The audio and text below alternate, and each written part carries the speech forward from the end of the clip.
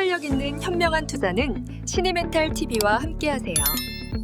구독은 사랑입니다. 반갑습니다. 시네멘탈TV입니다. 지난번 후오비 창업자가 IBIT 최대 매수자였다. 13F 공시에 대한 그런 중국 자본, 후오비의 비밀, 이런 내용을 가지고 컨텐츠를 제작했는데요. 지난번 편에서 밝혀낸 사실은 후오비에서 나온 두 남자, 가레찌는 10만 BTC를 팔고 리린 창업자는 10억 달러어치 비트코인 ETF를 샀습니다.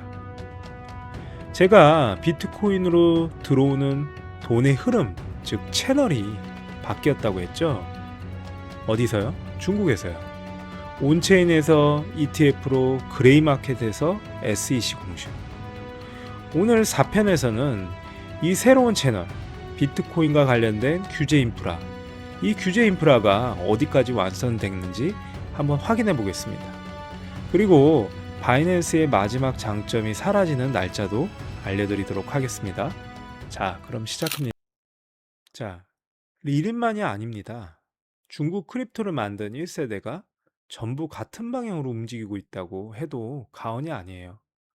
리린, 후오비의 창업자죠. IBIT 10억 달러 이상 축적한 리린, 그죠? 지난번 시간에 다뤘죠. 선보라는 사람, 캐피탈 공동 창업자예요. 펜부시라는 중국 최초 블록체인 전문 벤처 캐피탈을 만든 사람이고요. 리린의 이더리움 트러스트에도 참여했습니다. 샤오펑, 해시키 그룹 아시죠? 해시키 그룹 CEO예요. 홍콩 최초 가상자산 거래소 라이선스를 받은 샤오펑, 그죠? 그다음에 차이원성, 메이투 창업자로 상장사로서 최초로 비트코인을 매수한 선례를 만든 사람이에요. 역시 이더리움 트러스트에 참여했습니다. 그리고 홍산자본, 구 세카이어 차이나 5억 달러를 출자했죠. 이 사람들이 2013년부터 15년도에 중국의 크립토 산업을 만들었습니다. 리딩한 거죠. 그들이 그러면 다 모여서 지금 모여서 다 뭐 하고 있을까요? 바로 비트코인 ETF 축적, 이더 트레저리, 나스닥 상장 구조 다 전부 규제된 미국 인프라에 들어가고 있습니다. 자, 한번 홍콩 자본, 즉 중국 자본이 어떻게 비트코인, 미국에 합법화된 비트코인 ETF로 들어오는지 한번 숫자로 한번 확인해 보겠습니다. 뭐 요 앞에 있는 이런 회사 이름 모르셔도 됩니다. 어쨌든 아비닐에서 IBIT로 블랙록의 IBIT 아시죠? 10억 달러 이상 돈을 투자했어요. 그 다음에 지난번에 13F 공시에서 로로르 IBIT를 1등으로 샀죠. 그게 얼마예요? 4.36억 달러입니다. 어마어마한 돈이에요. 그 다음에 용롱이라는 뭐 소량 샀다고 했지만 뭐 천문학적인 금액이겠죠. 그 다음에 이더 트러스트에 10억 달러 이상 들어와 있습니다. 자, 리린의 이더리움 트러스트. 아까 투자 많이 했다고 그랬죠? 다른 1세대 크립토 사람들이요. 자, 공개된 것만 해도 20억 달러 이상이 되고요. 하나로는 2조 6천억 원 정도가 됩니다. 그런데 13F 공시 의무가 없는 역외법인, 비공개 펀드까지 합치면 이렇게 물음표로 한번 해놔봤어요. 모르니까요. 그죠? 이런 중국의 비공개 펀드까지 다 합해버리면 얼마가 될까요? 자, 제프팍의 표현을 빌리자면 이거는 빙산의 일각이다 라고 합니다. 자, 한번 비교를 또 한번 해보도록 할게요. 가레진의 잔여 매도 압력이 약 3만 개 BTC 남았다고 그랬죠? 물론 매일매일 틀려질 거예요. 근데 5만 9천 달러 제일 보수적인 금액 기준으로 기준 17억 7천만 달러예요. 그리고 줄어들고 있습니다. 자, 홍콩의 매수하력은 어떨까요? 공개분만 20억 달러 이상 되죠. 약간 숫자가 상쇄될 수 있어요. 그리고 지금 어떻습니까? 늘어나고 있죠. 자, 매도는 유한합니다. 자, 3, 4월이면 사라져요. 자, 매수는요? 구조적입니다. 합법화되고 있어요. 리리는 분기마다 늘리고 있고 새로운 유령 회사가 계속 등장하고 있습니다. 뭘 사고 있죠? 바로 IBIT, 비트코인 ETF를 사고 있어요. 미국에.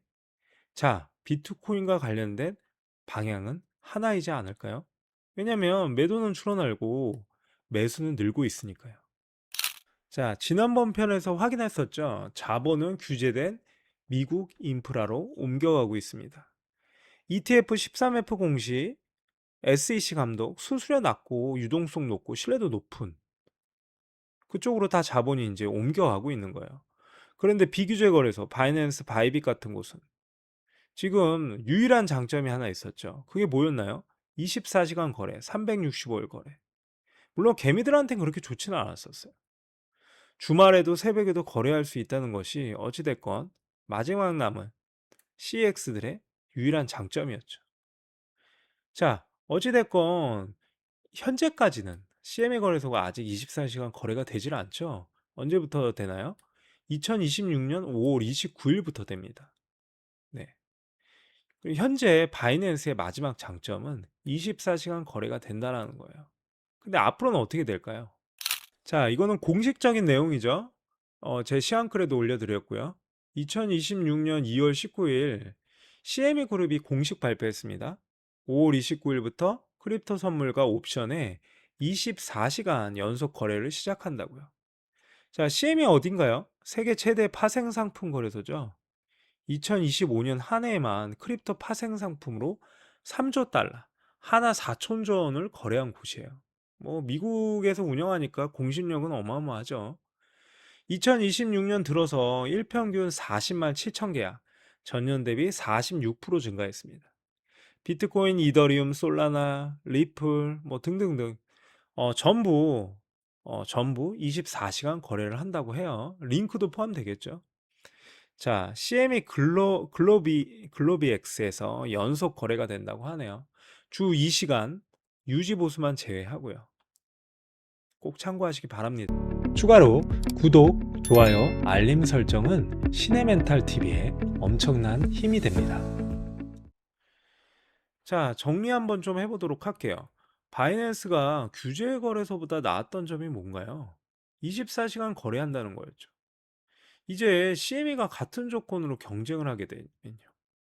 그럼 완전 뭐 상대가 될 수가 없어요. 물론 기관들이 CME 그룹은 많이 사용하니까 그런 차이는 있겠습니다. 어찌됐건 CME는 바이낸스에는 없는 것들이 있어요. 뭐 SEC가 인정하는 규제, 뭐 제도화에 들어와 있는 거죠. 그다음에 기관 커스터디라든지 뭐 벌금 기록 같은 건 없겠죠. 그죠? 어떻게 보면 정부 성격을 띠는 거니까요. 그리고 작년 10월 10일 날 개미들한테 어떤 폭락과 조작의 루머 때문에 보이콧을 하고 있는 이 바이낸스. 뭐 사실 일정 부분은 거의 사실이에요. 그죠? 그런데 CME 거래소에는 그런 것들이 전혀 없죠.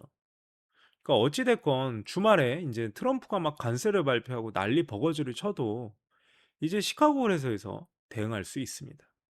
자, 중요한 건 이거예요. CME 24시간이 직접적으로 아시아 자본을 끌어오는 건 아니지만요.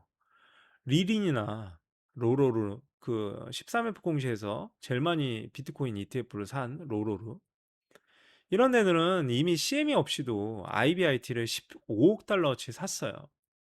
자, CME 거래소에서 24시간 거래되는 5월 29일부터 24시간 거래되는 그 의미는 진짜 의미는 다릅니다.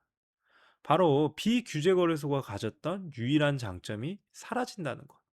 결국 구시대의 퇴장 신호가 아닐까 생각되네요. 자, 제가 오늘 채널이 좀 바뀌고 있다라는 얘기를 드렸죠. 그냥 한번 그림을 좀 저희가 그려보면요. 이걸 9채널이라고 한번 명기를 한번 해봤어요. 9채널은 붕괴되고 있다고. 그죠? 채널이 바뀌고 흐름이 바뀌고 있으니까요. 좀 개미들한테 안 좋은 게 뭐였을까요? 뭐 하이퍼 리퀴드 상의 어떤 내부자 거래들, 그죠?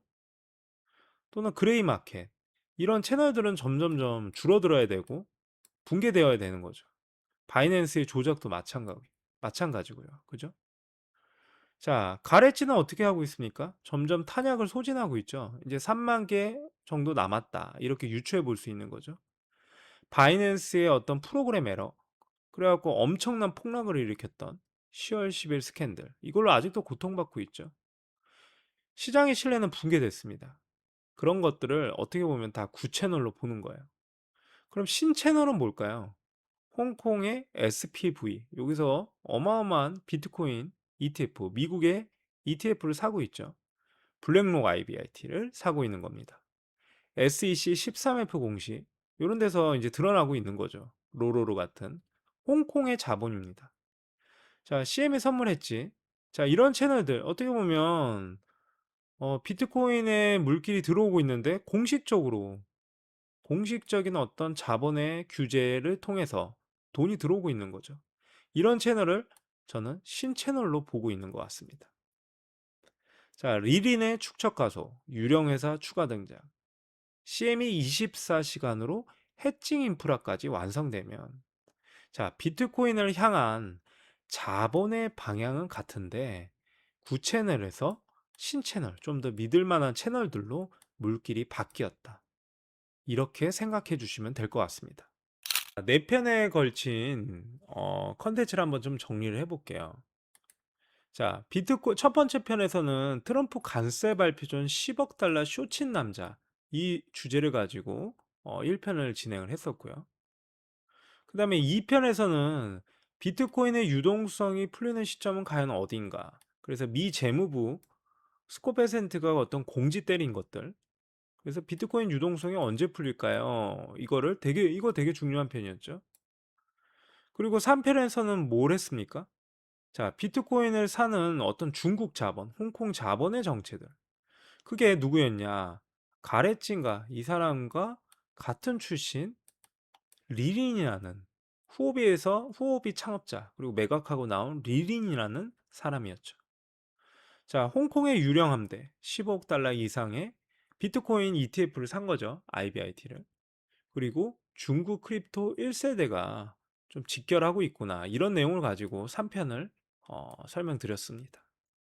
자, 오늘 내용은 뭐냐면 이제 규제 인프라, 물길이 바뀌었고 이런 좋은 어떤 인프라를 통해서 돈이 들어오고 있다. 어디에요? 비트코인에. 그리고 CME 거래소가 24시간 거래를 5월 달부터 시작한다. 5월 29일이죠. 그래서 9채널, 구시내의 퇴장, 신채널의 확장이라는 내용으로 퍼즐이 완성되고 있다라는 거. 비트코인의 퍼즐이 완성되고 있다라는 거 잘 기억해 두시기 바랍니다. 자, 실전입니다. 오늘 뭐 또 여러 가지 제인 스트리트 관련된 내용들이 나왔는데요. 그것 때문에 비트코인이 오르고 있는 것일지도 모른다고 하네요. 그건 다음 편에서 또 준비해 보도록 하겠습니다. 어찌됐건 실전에서 중요한 몇 가지를 좀 찝어 드려 볼게요. 첫 번째, 만약에 비트코인이 5만 달러에서 6만 달러 구간이 온다면, 그죠? 주봉 다이버전스를 그리려면 5만 달러에서 6만 달러가 와야죠. 지금 일봉 상승 다이버전스까지 그려졌습니다. 자, 제가 2편에서 2026년 4월 미 재무부가 유동성을 최고로 빨아들일 때 이때 조심하시라고 그랬죠? 이때도 DCA 하셔야 됩니다. 무조건 긍정적인 희망회로만 돌리시면 안 돼요.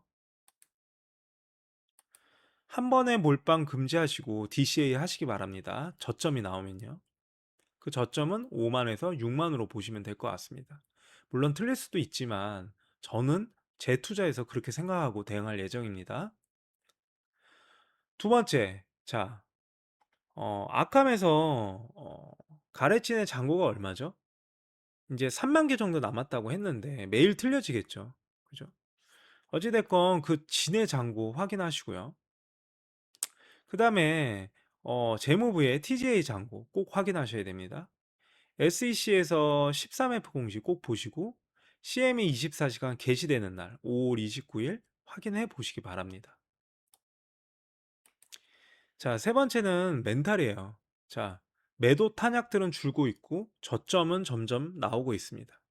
매수 화력은 늘고 있고 규제 인프라는 완성 단계죠. 그죠? 그래서 공포의 사고, 탐욕에 팔아야 됩니다. 자, 지금은 공포 단계입니다. 자, 공포 단계에서는 DCA 하셔야죠. 너무 빨리 하지 마시고 몰빵 금지하셔서 $50,000에서 $60,000 사이에 계속 분할 매수 하시기 바랍니다. 자, 이 부분 아시고 대응 전략으로 가져가시면 될 것 같습니다. 자, 리스크도 한번 짚어보도록 하겠습니다. 첫 번째, CME 24시간은 아직 규제 승인 대기 중이에요. 그죠? 5월 29일 예정이지만 지연될 수 있겠죠? 그죠? 두 번째, 13F 공시는 분기 말 기준 과거 데이터라는 거. 그죠? 로로르 쪽에서 지금 보유 중인지 알 수 없어요. 그러니까 과거 데이터니까 향후 꼭 체크하시기 바랍니다. 세 번째, 로로르라든지 용롱 이런 최종 수익자는 아직 누군지 알 수 없어요. 그죠? 홍길동이라고 그랬죠. 중국 자본이라는 건 정황 증거이지 확증은 아닙니다. 자, 팩트와 추정을 구별하셔야 됩니다. 제 영상에서도요. 이 영상에서 팩트인 건 13F 공시와 CME 발표, 재무부 데이터입니다. 추정인 건 로로르의 배우라는 것이죠. 그래서 여러분들이 투자는 본인의 선택이잖아요. 예. 저의 투자 기준과 저의 어떤 인사이트를 여러분들한테 드리는 거니까요. 반드시 이런 부분들 더블 검증하시고 체크하시고 반드시 알고 대응하시기 바랍니다. 자, 4편에 걸쳐 추적한 결론이에요. 가레친의 에도 탄약은 유한합니다. 4월이면 바닥나죠. 하지만 들어오는 물은 구조적이에요. 리린의 10억 달러, 유령함대의 15억 달러, 이더리움 트러스트 10억 달러. 미 재무부의 TJ 계좌 잔고 유동성은 5월에 풀립니다. 클래리티 X는요 3월 1일이 분수령이죠. CME 24시간 거래는 5월 29일입니다. 자, 비트코인을 금지한 나라의 돈이 비트코인을 가장 많이 사고 있죠. 나가는 물보다 들어오는 물이 큽니다. 물은 항상 낮은 곳으로 흐르죠. 시장이 흔들릴 때 팩트를 모으시기 바랍니다. 답은 숫자 안에 있습니다. 자, 다음 영상에서 뵙겠습니다. 오늘 영상이 도움이 많이 되셨다면 구독, 좋아요 꼭 부탁드리고요. 다음 영상에서 뵙도록 하겠습니다. 시네멘탈TV였습니다. 감사합니다.